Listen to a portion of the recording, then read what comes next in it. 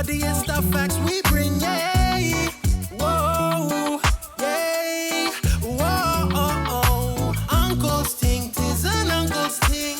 Pull up on the body, it's the facts we bring, yeah.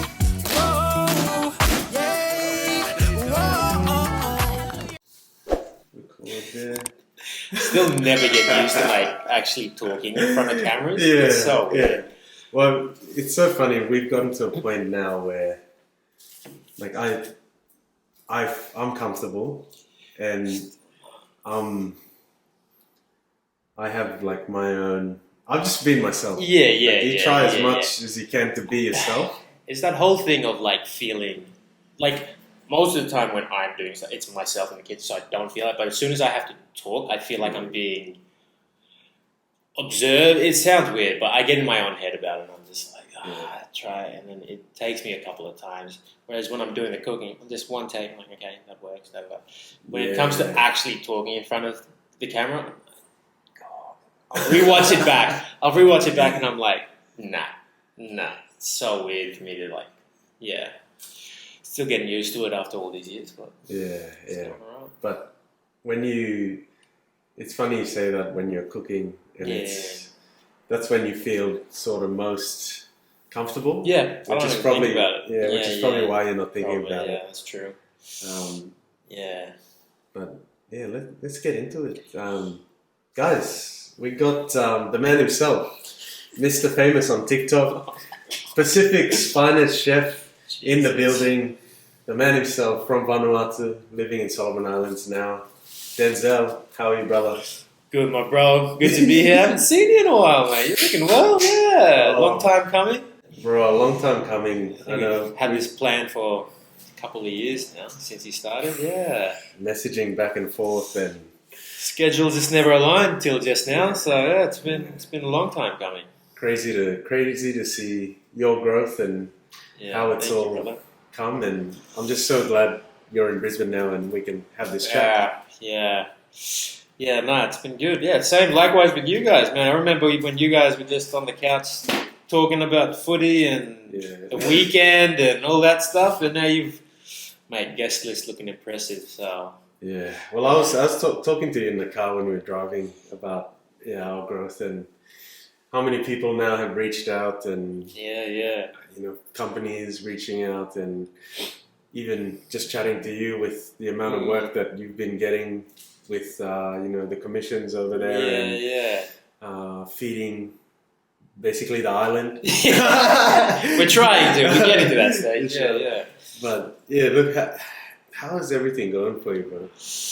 Yeah, I mean, it's been a long journey. Like when I sort of started out on social media, people didn't realize that I actually did that as a career. Obviously, I did it during COVID, so a lot of people thought I was just online thing, and I was struggling with the catering for a while. I mean, everyone was during that stage of COVID and all that stuff. So yeah, we were doing the hard yards for a while and just trying to figure out a lot of that, career moves and all that. And then we were just kept at it. And then I'm sure everyone knew about the markets because I was prolific about advertising that, and that sort of started to pay off because we got more and more people noticing and doing all that, and starting to build our sort of customer base from there. And then and then now we've been in operation at a permanent location for since March, end of March. Wow. And even that sort of stage, we sort of did a soft launch last year, and we did well with that, and then sort of had to take a break again to sort of, we started from an unfinished building. Okay. Like, did that basically because one, I was running low on funds, as you do, and then it happens. And the other thing was I was getting bored. I wasn't doing much cooking. I was doing a lot of the other stuff, and wasn't doing much of that. And then felt that you get this itch for line cooking and serving customers in that pace of the kitchen and all that. So threw a 3-week event together, sold out every weekend, every day, every weekend. Wow. Scratched up enough to afford little bits and pieces here and there, and opened up in March with literally, I think we had like 6 items on the menu. Yeah. 5, 6. Oh, that must be Charlie guys, boy. we actually got a guy. Some guys here. Oh!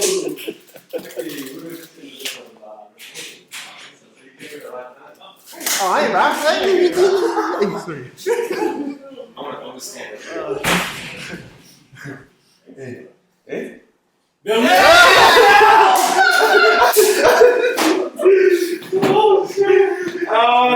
Himself. He was looking so healthy too. Oh my god, look at this. Oh, long time no see, my brother. Look at this. Oh, you like my shirt? I love it. Bro. Oh, brother, shit. long time. Denzel is looking great. This guy. Hey, this is what the islands do to you, folks. This is what the islands do to you. Mate, what, 13 years in between? That's crazy. Yeah, 13 years, brother. Fucking hell. Oh, 13 years. Ah, yeah. Oh, bro, yeah, we just started sitting down and having a yarn, mate. Good time, Yeah. mate. Yeah. You came at the right time. Thank you, yes. So we'll continue this conversation, Yeah. and then we'll get cooking with Denzel. Yeah, it's so good to see you. Bro, Denzel in the building. Awesome. I forgot what I was saying. Yeah, no. You were talking about your business, but let's take a step back. 'Cause Yeah. I know a lot of people know you as the sexy guy on TikTok, the sexy chef that cooks in SI. But Yeah. you know what? Take us back to where it all began. Born and raised. So, born and raised in, I was born in Loganville, which is on Santo Island in Vanuatu, which is the biggest island in Vanuatu. I was the only one out of my siblings that was born outside of Port Vila, the capital city. Yeah. I grew up in Port Vila up until I was about 11, 12. Wow. Yeah, and then the folks decided to come over here for a while, so they did 2 years here, and then they moved to SI. The old man was with the international carrier in Solomon Islands, so he moved over there and took the family with him, and we sort of stayed on at boarding school here, and that's where I met the uncles here. Yeah. So that's we've right. got history going back, Yeah. more than 13 years. Yeah. Black Street. That's it. Yeah. Wow, it's been what, 20 odd years now. I would have known you guys. Yeah, something like that. Yeah. Crazy. So we grew up together for about a good part of those teenage years. We had a dorm. It was O'Brien dorm. Yeah. When I got there in year 8, Denzel was grade 10. Yeah. And him and the big roommate. Yeah, In the that's dorms, right. So it was 8 to 10. So they were our seniors in the dorm. Yeah, that's right. That's crazy Yeah. times. That's looking back at it. We were young bucks back then, Yeah. It's crazy. But yeah, so went to grew up in Vanuatu. We're originally from Penama province in Vanuatu, which is like one of the central provinces there. So came here, did my thing with high school, and just had that itch for cooking since I was pretty young. So Yeah. yeah, man. Yeah, and look, a lot of people just see cooking now and that, but they don't actually understand that you actually spent a lot of time doing it, like perfecting your craft here before you actually went back and started your own thing. Like, tell us about that. Yeah, I mean, I keep saying, like, everyone asks me, it's like, oh, why cooking, right? Because, I didn't do too bad at school. I was, pretty full on with schoolwork and all that, and I got good marks and everything. And there's obviously more lucrative careers I could have gone into and done that. But I did a bunch of different careers. Like, I worked in the hotel industry in front of house. I did back of house. I did bar work. I did landscaping. I painted houses. Wow. It's a long list of things that we did, and it never scratched that itch where I had interest in cooking since I was a child. Like, I think at 5, 6 years old, I was with my grandma in the kitchen, and she taught me how to bake cake, and they call it kato in Vanuatu, which is just donuts, basically. It's the French version, which is where donuts come from. Gâteau is the gâteau butchering the pronunciation, is the traditional recipe. And in Vanuatu, the pidgin for it is kato. K-A-T-O, I like and that. there's a twisted version of it which they call kato 8, which is kato 8 because the donuts is shaped of an 8. Yeah. So that's one of the first things. Like that's cool. Like during the weekends, Grandma would come stay with us, and she'd get up like before sunrise just to do that because you gotta let the dough raise and all that stuff. So she would get up, crack of dawn, and you'd wake up as kids and you just smell fried bread in the kitchen, and you come up, and it's that sort of thing of like it. School. Yeah, the part of the house that everyone always congregated to was that around the kitchen and the food and everything. We had the living space, the way the TV stuff and everything was, but that people congregated to look at something else. That was that part, and then the kitchen was always you congregated for the food and for the company of other people and that. And I think that sort of part really attracted me to that specific, that aspect of it was really attractive to me. The second part of it is I wasn't a picky eater, but I was a specific eater. I wanted certain things, certain times in a certain way, right? I'll eat everything you put on my plate. That's not the issue. It's like it starts raining and my head immediately goes chocolate cake and custard. Right, that's the sort of, you know what I mean? Like that's sort of the train of thought I started having at like literally like 6-7 years old when I first started learning how to do these things, and I just sort of ran with it. And my grandma saw a lot of that, and she's like, "Okay, well, do you want to do this? Do you want to do that?" sort of thing, and I sort of started picking up those skills early, and I remember the first thing I cooked that wasn't baking, right? Because baking was easy. Yeah. You mix everything in a bowl, you put it in a tin, you put it in an oven, and that was done, right? Yeah. But the first thing I sort of cooked was, I don't know what you guys would call it in PNG, but it's island cabbage. In Solomon Islands, they call it slippery cabbage. It's the one that has like that okra slime sort of thing. Ibika. Yeah, Ibika, that's the one. Yeah, Ibika, yeah.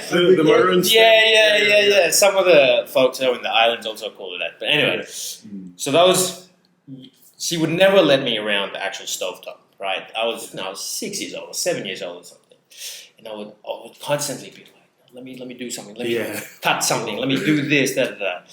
And so they were making oxen palm and cabbage one day, right? Everyone eats that. And then I was asking, like, can I cook the cabbage? Can I do it? Da. And we lived on a farm, so we could make fire pits anywhere. And she goes, all right, gives me a bundle of cabbage and gives me a little pot of water and everything. So, all right, you go cook that. I'm like, yeah, awesome. Hell yeah. Little kid went and put up the lit a little fire outside and everything. And I this is like one of the points in my memory where I'm like, that was the first thing I've ever cooked properly. Like cooked. Well, not properly because I dumped like 2 tablespoons of salt in that thing. It was salty. Like I took it back in, like cooked it. I overcooked it. Like that thing was like not even green anymore. It was brown. Like took it back into the kitchen and showed Grandma, and she tasted it. And you know that cartoon of Tom and Jerry where they have the lemon and the mouth goes in. So that was basically right. It was just so bad. But I just remember being so proud of that thing that I just ate the entire thing. Like I didn't care. Like there was that point where I was just like, yeah, this might be the thing, And that was the simplest idea of just like I want to learn how to do that because I just want certain things. Like I just want to know why that turned out that way. Why did that cake I mixed the same way I thought it did it, but that turned out differently from that. And I started noticing these little things. And that curiosity, just ran with me. And I couldn't shake that itch no matter what else I did for work. Like, we did a whole bunch of different jobs. I think I had a job at front of house, checking in guests at hotels for about 3 weeks. Yeah. Wow. And the whole sitting in front of a computer, it did nothing for me. It literally, I just remember coming in one Thursday shift. I was sitting down, I was watching cars coming in past, and I was supposed to finish at like 4 o'clock, 3 o'clock in the afternoon or something.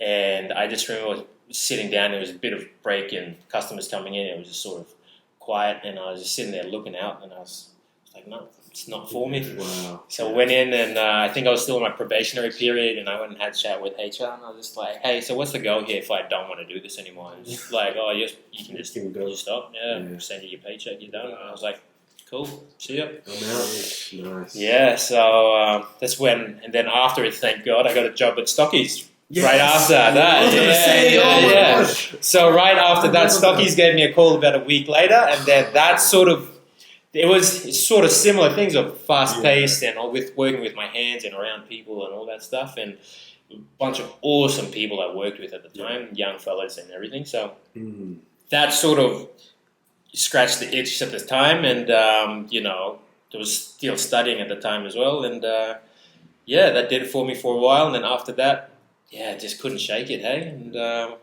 was hired to clean up the floors like I was a glassy.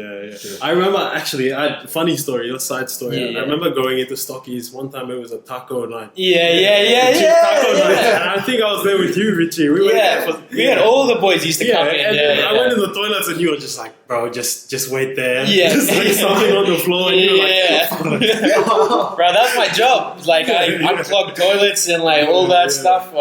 And all the boys, Waff all them, we used to come in all the time.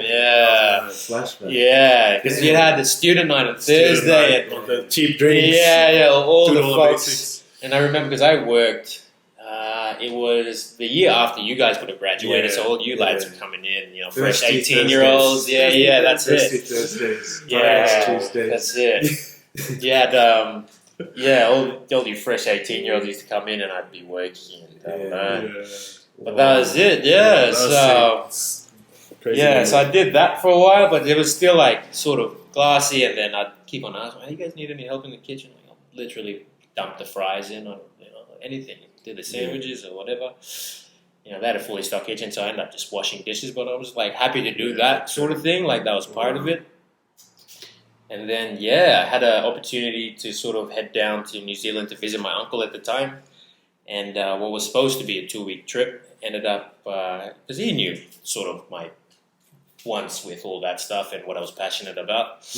And he's a professional chef as well. So when I got down there, that 2-week trip turned into just over a year and a bit. Because we landed and he sort of took me to the school he went to, and we walked in through that door, and the dean of students was up at the top of the stairs, just coincidentally.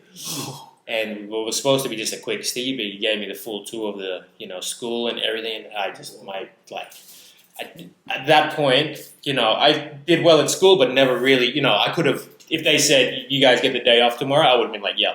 It was the first time I was just like, I could live in this building. Like, it was just amazing. The equipment they had, the sort of knowledge they had, they had Michelin star chefs that were working in the building, and world champion chocolatiers and all that stuff. Like, it was, it was next level. Crazy. It was next level sort of environment to be in as someone that was passionate about that stuff, but had no idea the extent that, that was how far that could take you, sort of thing.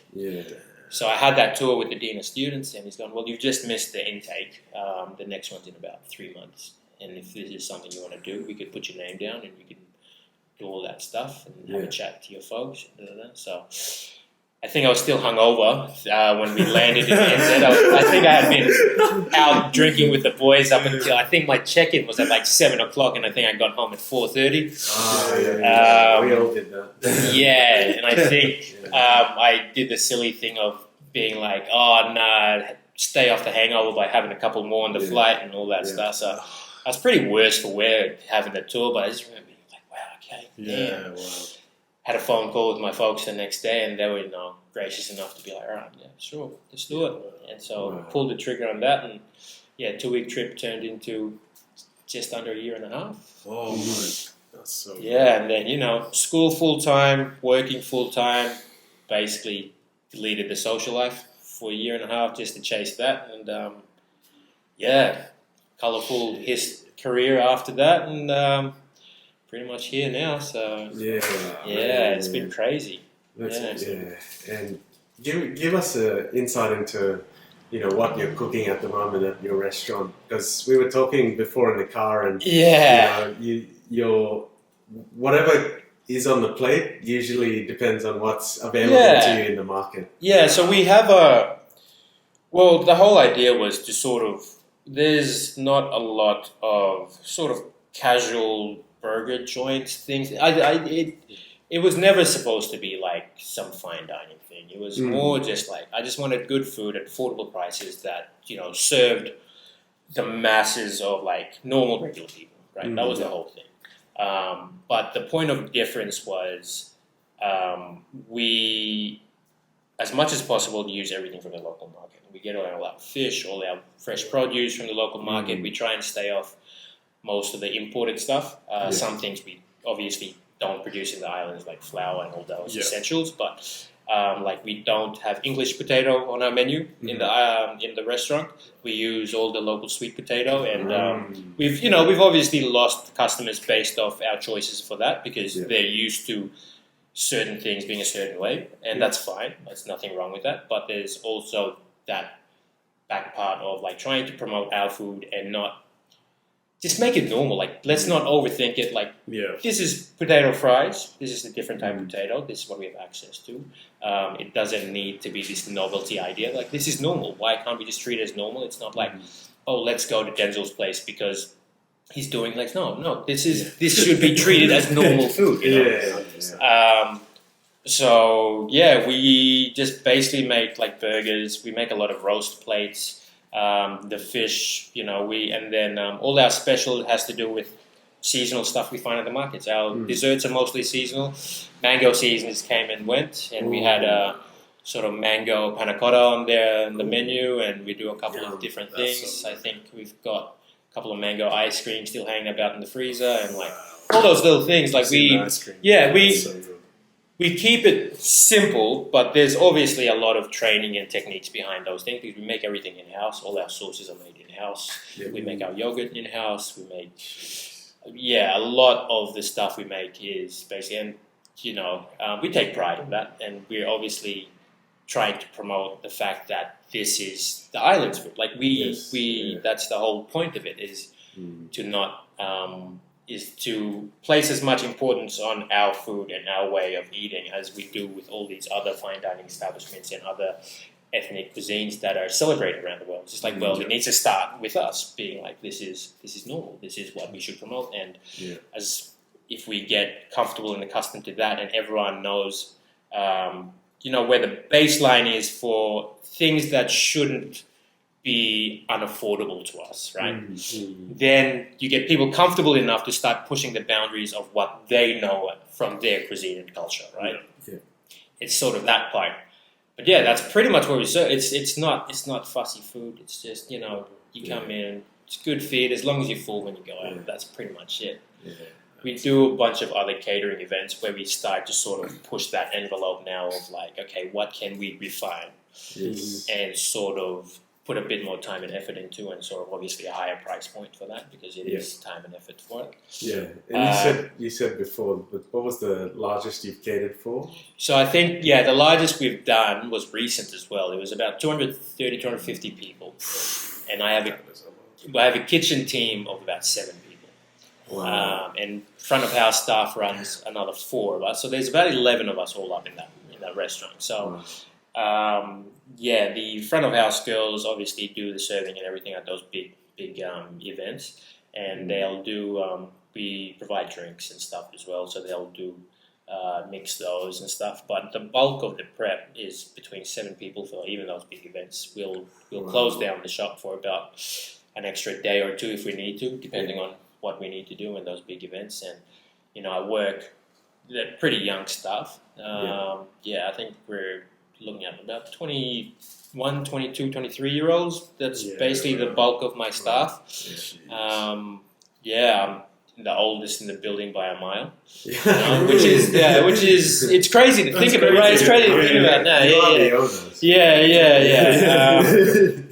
But like it's crazy to think about, and they work pretty hard as well. Like I'm very proud of how far they've come as well in the span of barely 6 months. And what's the name of your restaurant again? So it's called Valin Kaba. So Valin Kaba comes from language from Pentecost Island. So Pentecost is where my father's from. It comes from Wuchunmel village, which is central village. It's the most central village on the island, right? Wow. So it's where my grandfather and grandmother come from.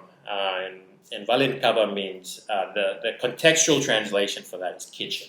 That's their word for kitchen, right? The literal translation for that is house of fire. Right? And the restaurant is 80% open fire cooking. Wow, I've seen that. I've seen that. So that's awesome. So when I was setting up the place and coming up, this is my 4th attempt at building a restaurant. Wow. So people think that I sort of did this sort of overnight. No. Even before the whole social media and I popped up and everything, I'd already been chasing this and I failed multiple times. Even before I got into, and I was having a chat to Jeff about this as well, because he was surprised I was cooking. I was cooking, right? And I was like, I had a full career before I even remotely started posting about it. Wow.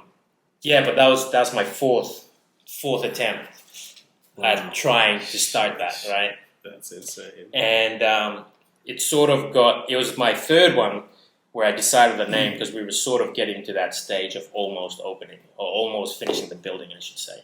And it was that whole thing of, okay, what do we call it? Blah, blah, blah, and stuff. And, the idea of the open fire cooking was always there. That was always the thing. But we were trying to come up with a name and we went through all the English names. This, blah, blah, blah. And different combinations of smoke and all this stuff.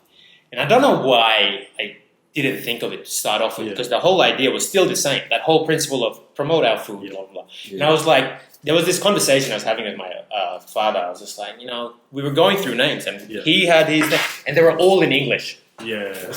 It was all in English. And he was on the phone to his brother, my uncle.